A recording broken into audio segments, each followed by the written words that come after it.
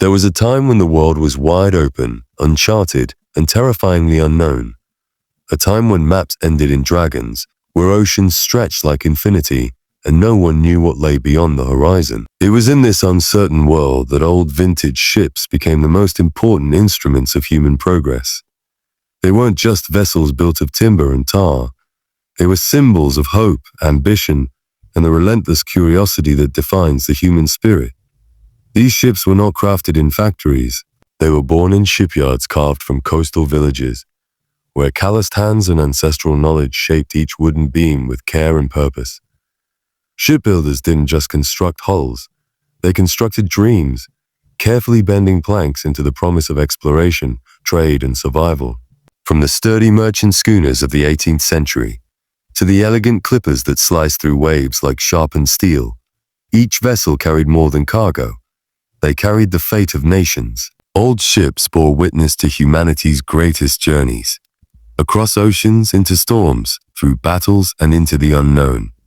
They were the companions of legendary explorers like Magellan, who circumnavigated the globe, and Columbus, who stumbled upon continents he never imagined. These wooden giants navigated by starlight, led by men who stared into the void of the sea with nothing but instinct and celestial charts. They crossed vast oceans at the mercy of the wind, facing tempests so violent they cracked masts and swallowed entire fleets. And yet they sailed on, relentless in their mission. Life aboard these ships was a world unto itself, brutal, unforgiving, and demanding. Crews faced blistering cold and sweltering heat. Rations ran dry. Sickness spread like wildfire. Discipline was harsh. Storms were merciless. It was in this crucible of hardship that some of history's most resilient people were forged. These were individuals who understood something we've almost forgotten in the modern age, that greatness demands discomfort and destiny never arrives without struggle. They slept in damp hammocks below deck. They hauled sails in driving rain, and they fought pirates with cutlasses and cannonballs. These were not men and women of ease. They were survivors. They were warriors of the sea. Every nail driven into those decks told a story. Stories of empire and rebellion, of discovery and disaster, of gold sought and blood spilled. These ships charted the rise and fall of entire civilizations. They carried silk from the east, spices from India, and slaves across the Atlantic in one of the darkest chapters of human history. They fueled the engines of colonialism, revolution, commerce, and conquest. In the wake of their sails, they left trails of both glory and guilt. And yet, despite the passage of centuries, something about these old ships still captures the soul. Maybe it's their silhouette, tall masts rising against the sky like cathedrals of canvas and rope.